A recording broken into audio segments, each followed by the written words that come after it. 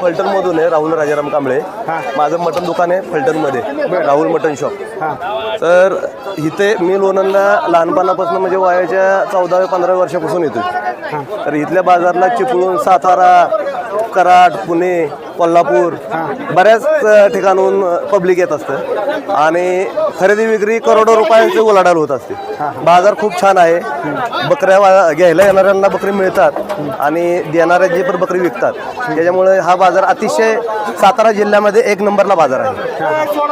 आणि परराज्यातून सुद्धा परराज्यातनं कर्नाटकमधून पण बकऱ्याला येतात. शेळ्या मेंढ्या नेतात, मोठ्या मोठ्या गाड्या येतात, शेळ्या मेंढ्या नेतात ते. बाकी शेतकऱ्यांना काय सांगू शकतो? शेतकऱ्यांच्यासाठी हा अतिशय 1 नंबर बाजार आहे. शेतकऱ्यांनी बकरी पालन करावं अतिशय जास्त प्रमाणात. दुसऱ्या धंद्यात पैसे नाहीत, पण ह्या धंद्यात त्यांना पैसे मिळून जातात. एक बकरं 2-3 हजारांनी, 4 हजारांनी बकरी इथनं नेले विकत, तर ते 2-3 महिन्यांनी विकतात. परत ते बकरी 10 हजारांनी, 12 हजारांनी बकरी त्यांची विकतात. तर त्यांना कष्ट कमी आणि भांडवल जास्त असं पैसे मिळतात. चांगल्या प्रमाणात खरेदी विक्री होऊ शकते.